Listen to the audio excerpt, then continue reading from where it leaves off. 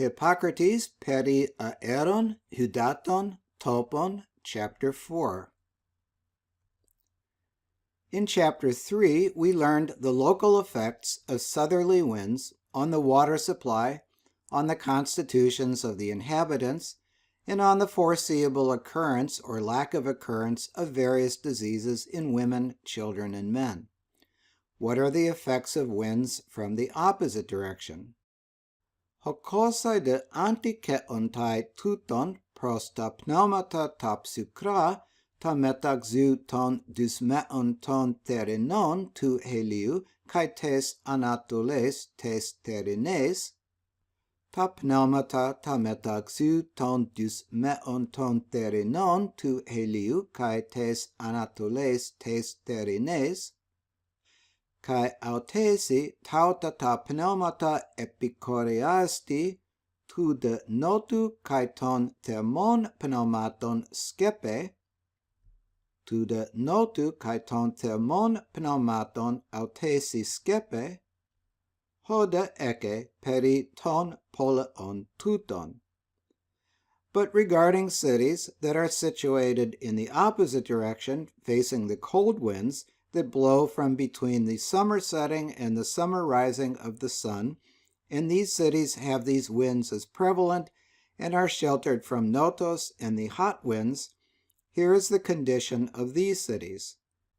Quaecunque vero civitates his ex opposito citae sunt ad ventos frigidos inter occasum solus aestium et orientem aestium, inter occasum solus aestium et orientem aestium, etiam ipsis hi venti vernaculi ac indigeni sunt, ab austro vero et calidis ventis protectae sunt, ab austro et calidis ventis protectae sunt, et de his urbibus sic sedes habet. Like the equivalent passage in the previous chapter, Cornarius's Greek source had a different syntax than the Greek we give here, so his translation doesn't flow quite the same, though it accurately conveys the substance. Proton menta hydata sclerate kai psukra hos epitopletos gluceate. First, the waters of the region are generally hard and cold, and they are sweet. Primum quidem aquae et durae et frigidae ut plurimum dulcescunt. Tus de anthropus en tonus te cae sceliprus ananque enae, tus te pleus tas coelias ateramnus ecen cae scleras tas cato, tas de anno euro oteras, colode aste malon e plegmatias enae, tas de cepalas hygieras ecusi cae scleras, regmatiae te esin epitopletos. And it is necessary, ananque the same expression of cause and effect as in Chapter 3, that the inhabitants be sinewy and lean, and that the majority of them have lower cavities that are costive and hard, but upper cavities that flow more easily, and that they be bilious rather than phlegmatics. And they have heads that are healthy and hard, but in most cases they are prone to internal lacerations. Homines autem vegetos et siccos esse necessest, et plures ventres infernos crudos ac duros habere, supernos vero fluide ores. Bile ososque magus quam pituitosos esse, capita vero san ac dura habent, et plerunque vasa ipsis rumpuntur. Let's click through several items in this passage. First, the definition of skelipros, which you'll notice Cornarius translates as siccus, dry. Liddell and Scott says that skelipros is the same as Attic sklepros and means slender, slight, thin, and that it probably comes from skela, which means to dry up, to parch, which connects to Cornarius's translation siccus.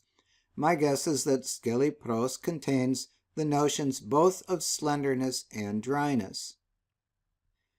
If you watched our presentation in the Chapter 2 video on the textual history of AWP, habent sua fata labelli, you may remember we discussed the difficulty of translating koilii, and we drew on this passage in Chapter 4 to make the point that koilii comprehends both the upper and the lower cavities or internal organs of the torso. The residents of a cold and dry climate will be choleric or bilious rather than phlegmatic.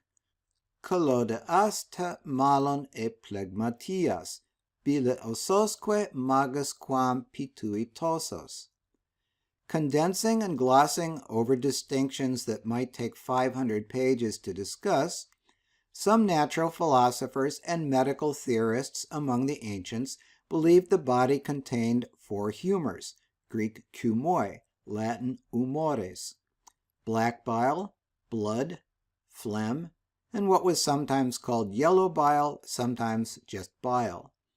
The relative proportions of these humors determined the 4 primary temperaments, melancholic, sanguine, phlegmatic, and choleric or bilious, and determined or at least played a major role in sickness and in health.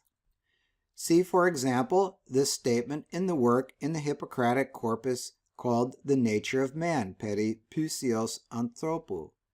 To de soma tu anthropou eke en he oitoi haima kai plegma kai kolen xanthen kai melainan kai taut estin autoi he physis tu somatos kai dia tauta algae kai hygiene. The body of man contains in itself blood and phlegm and bile, yellow and black. These make up the nature of his body, and through these he feels pain or enjoys health. And this statement in the work in the Hippocratic corpus called Affections, peri pathon. Nosemata toisin anthropois hapanta ginetai hypokoles kai phlegmatos. All human diseases arise from bile and phlegm. In more elaborate doctrines, the 4 humors were related to, for example, the 4 primary elements, the 4 seasons, and though not shown in this chart, 4 of the planets. Finally, what is a rhegmaties? Rhegmatiae teesin epitopletos. No equivalent noun in Latin, but rendered by Cornarius as plerunque vasa ipsis rumpuntur. A rhegmaties is a man prone to rhegmata, internal ruptures or lacerations of the flesh and of the vessels of the vascular systems from which he suffers prolonged pain. See the cognate verb regnumi. This explanation, for example, in the Hippocratic corpus breaths, peri pyson. Tada regmata panta ginetai diatada, hokotan hypo bies diasteosin haisarkes di alelon, esdaten diastasin hypodrame pneuma, tuto toponon par eke. Lacerations in all cases occur for the following reason. Whenever flesh is violently severed from flesh and wind slips into the gap, the pain is produced. By the way, on the word puisson in the title peri puisson, translated faute de mieux in English as breaths, see W.H.S. Jones's comment, the writer of peri puisson uses 3 words to describe air, pusa, pneuma, and aer. Though he defines pusa as pneuma in the body and aer as pneuma out of it, he is not careful in his use of these words, and to translate them is a matter of great difficulty. On these internal lacerations, see also the first book of diseases, peri nuson, in the Hippocratic corpus. Inde toi pleuroi ginetai men pumata kai apoplegmatos kai apokoles kataton auton logon toisi en toi pleumoni, ginetai de kai apoponon, hotan ti ton plebion spasten rage, espaste men rage de me pantelos ala spadon in autoi genetai. In the side of the torso, tubercles arise from both phlegm and bile, and in the same way as those in the lung. These tubercles also occur from exertions, when one of the small vessels is torn and ruptures, or although torn, it does not rupture completely, but a tear arises in it.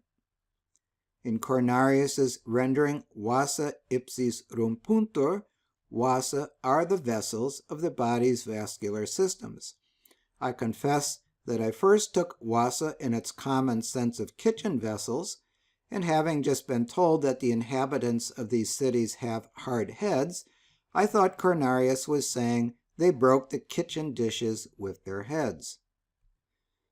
To reprise the paragraph then, tus de anthropus in tonus te kai sceliprus ananke enai, tus de pleus tas coelias ateramnus eken kai scleras tas cato, tas de ano elro ateras, colode aste malon e plegmatias enai, tas de kepalas hugeras ecusi kai scleras, regmatiae te sin epitopletos. Homines autem vegetos et siccos esse necesses, et plures ventres infernos crudos ac duros habere, supernos vero fluide ores. Bile ossosque magos quam pituitosos esse. Capita vero san ac dura habent, et pledunque vasa ipsis rumpuntur. Nocelmata de autoisin epidemiae tade. Their endemic diseases are as follows. Morbi autem populares ipsis hi sunt. Though epidemos or epidemios is the source of our word epidemic, it is clear that epidemiae here is synonymous with epichoria and means in our meanings of the words endemic, not epidemic. Modern medical terminology distinguishes between endemic and epidemic, and already Galen, in his writing of the 2nd century CE, was making this distinction. But in 400 BCE, roughly when we think AWP was written, this distinction hadn't set in yet. See this clause, for example, from Galen's commentary on Hippocrates' regimen in acute diseases. Galen is talking about the distinction between endemic, epidemic, and pestilential diseases.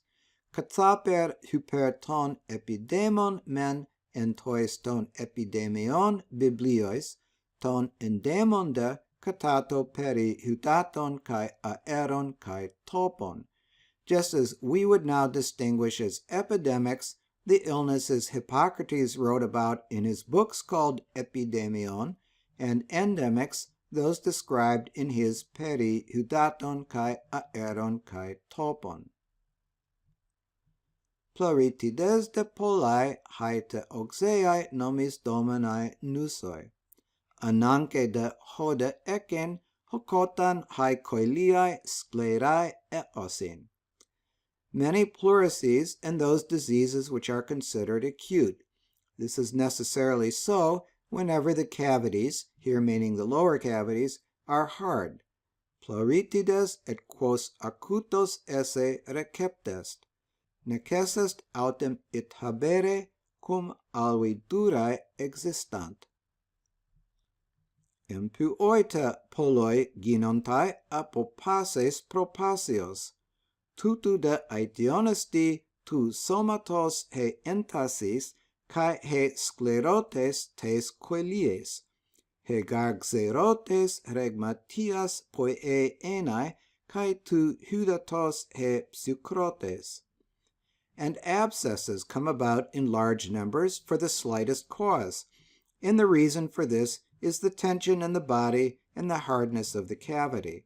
for their dryness makes them liable to internal lacerations along with the coldness of the water. Et suppurati multi ex omni occasione fiunt, huius autem caus est, corporis extensio ac ventris duritia. Siccitas enim et aquae frigiditas facet ut vasa rumpantur. Et adusta ananque tas toiautas pusias enae cae u polupotas, ugar hoionte hama poluborus te enae cae polupotas. And it is necessary that such natures, that is, men with such constitutions, eat heartily and drink little, for it is not possible to be both a great eater and a great drinker at the same time. Itaces autem tales naturas esse neces est, et non multum bibaces, non enim fieri potest, ut simul multum edant et bibant. Ophthalmias de gignistae men diachronu, gignistae de scleras cae iscuras, cae eltheos regnustae ta omata. Ophthalmias occur sporadically on the one hand, but they occur hard and violent, and the eyes rapidly rupture. Lipitudinesque his fieri ex temporis intervallo neces est, duras autem ac vehementes, et statem oculos rumpi. Haemorrhoias de ecton rhinon toisi neoteroisi triecunta eteon gignistae iscuras tu tereos. And it is necessary that violent epistaxis, that is, nosebleed, occur in men under 30 in the summertime. Sanguinis item ex naribus fluxiones vehementes aestate fieri junioribus triginta annis. Tate hiera noselmata calomena oliga men tauta iscurada. And the so-called sacred diseases, rare on the one hand, but violent. Morbos etiam sacros appellatos paucos quidem verum vehementes. Macrobius de tus anthropus tutus malon ecos enae ton heteron, tate helcea uplegmatodea engignistae ude agriustae, tate etea agriotera e hemerotera. And it is likely, the author switches here from ananke to ekos, and it is likely that these men live longer than others, and that their wounds are not inflammatory nor malignant, and that their characters incline to fierceness, not to mildness. Longae vero vitae magus quam alaos hos homines esse par est, et ulcera non pitui tos oboriri neque efferari, mores vero magus feros quam mansuetos. Notice that, in the author's opinion, environment affects temperament as well as physical traits. What are wounds that are phlegmatic, helcea phlegmatodea? Some editors, thinking of phlegma in its meaning as bodily humor, and recalling the association of phlegm with water in the theory of humors, take phlegmatic wounds to be wounds that suppurate. However, following the French editor Jacques Jouanna, we translated helcea phlegmatodea as wounds that are inflammatory, thinking of phlegma in its etymologically primary meaning as flame. For example, you know the cognate verb plego, to burn, to blaze. Hapangar pyroten proton men auxanetai epeta kaiatai tota plege e plogutai te kai lampe. Telos aitale te kai marile kai spodos kai tepraginetai. Nam quicquid ignem concipit, id primum gliscit, den ardet, tum flagrat et flammat, postremum crematum redigetur in favillas et kineres. Toisi men andrasi tautata nosemata epikoreasti, kai koris enti pankoinon kataske ek metaboles ton horeon. For men, these are the diseases that are endemic, not counting any general illness due to the change of the seasons. Ac viris quidem hi morbi vernaculi sunt, praeterquam siquis omnibus communis ex temporum mutatione ingruat. In Chapter 3, the author presented the local diseases in the order women, children, men. Here, men, women, children. Tesi de gynexi. Proton men sterepai polai gignontai diata hudata e onta sclerate kai ateramna kai psucra. Haigar katarsias uk epiginontai ton epimenion epitedei alla oligai kai ponerai. As to the women, first, many become barren because of the waters being hard and indigestible and cold, for the purgations of their menses do not occur in the regular way, but are scanty, painful, and of poor quality. Ex mulieribus vero primum quidem multae steriles fiunt, propter aquas quae durae sunt ac crudae et frigidae. Purgationes quidem mensaum non contingunt commodae, sed paucae ac praevae. Epeta tictusi calipos titroscusita u spodra, hocotan de tecosi, tapaidia adunatoi trepen esi, togargala apos benutai apoton hudaton tes sclerotitos kai ateramnies, tisiesta ginontai psuknai apoton toketon, hypogar bies regmata iscusi kai spasmata. Then they give birth with difficulty, and they miscarry rarely. And whenever they do give birth, they are unable to nurse the babies, for their milk is dried up through the hardness and indigestibility of the waters. And persistent emaciation comes about from their deliveries, for the violence of the effort brings in its wake ruptures and convulsions. Deinde paraunt difficulter et non valde abortunt, ubi vero pepererent, pueros nutrire non possunt, lac enim ab aquarum duritia ac cruditate extinguitur, et tabes frequentes apartu fiunt, prae violentia enim ruptiones ac vulsuras habent. Toi si tepaidioe sin hydropes enginontai en toisin orcasin heos an micra epeta proi uses tes helicies apanisdontai, hebosita opse entaute te pole. And in the children, dropsy comes about in their testicles while they are little, then as they grow older it disappears. And in such a city, puberty comes late. Pueris autem hydropes intestibus fiunt, quanda u parvi fuerent. Dende aetatis progressu evanescunt, pubescunt autem ser in hac civitate. The 4 chapters on the winds divide into 2 pairs, south versus north and east versus west.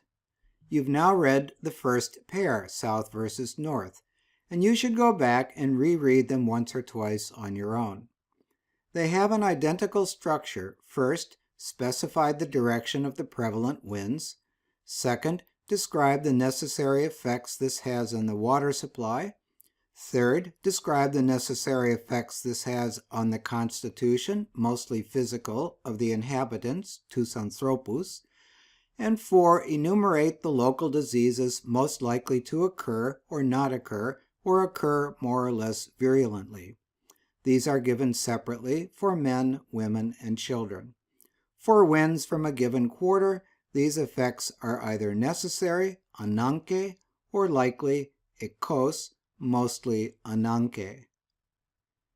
Here we show those characteristics the author explicitly opposes in the two cities, beginning with the most fundamental: the southerly winds are hot, the northerly cold.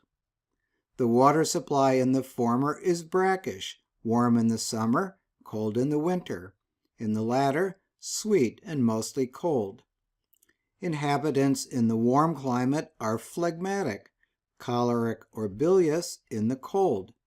The phlegmatic inhabitants of the warm and humid climate have flabby shapes, moist and runny heads, and moist cavities, whereas the choleric inhabitants of the cold and dry climate have good muscle tone, healthy and dry heads, and hard lower cavities that make digestion difficult.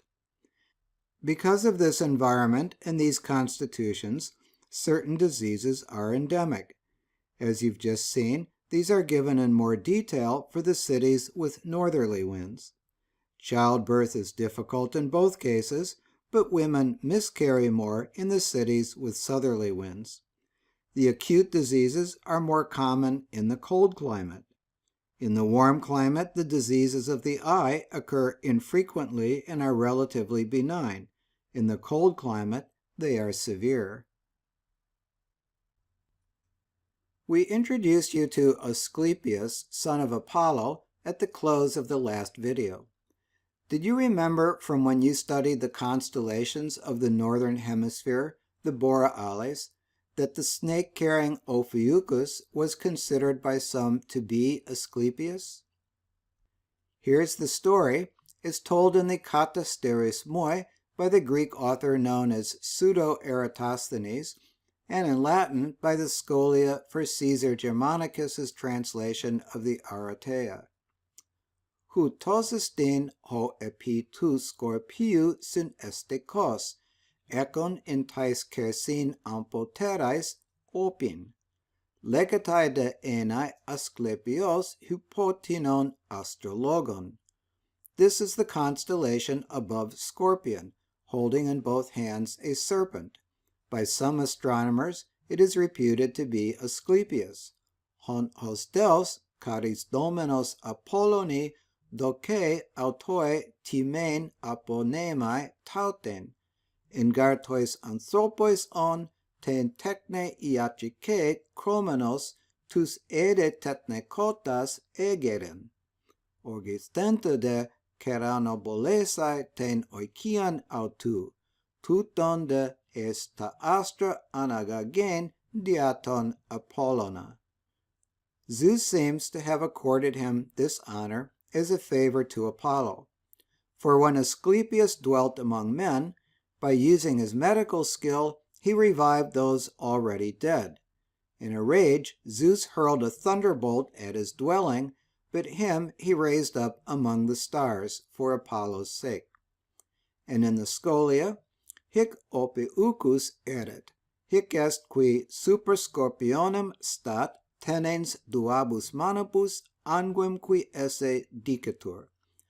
The person Germanicus mentions here in the poem will be Ophiuchus. He is the one who stands above Scorpio, holding in his two hands what is called a snake. Asclepius rogatu Apollinus patris ab Ioe astris in latus, qui ab eo fulmine erat interfectus, quod esset indignatus Jupiter eum arte sua russus post obitum defunctis animas restituere ad vitam. Asclepius, at the request of his father Apollo, had been inserted among the stars by Jove. This Asclepius, who had been killed by Jove with a thunderbolt, because Jove had taken it amiss that Asclepius, using his art, had restored the dead back to life.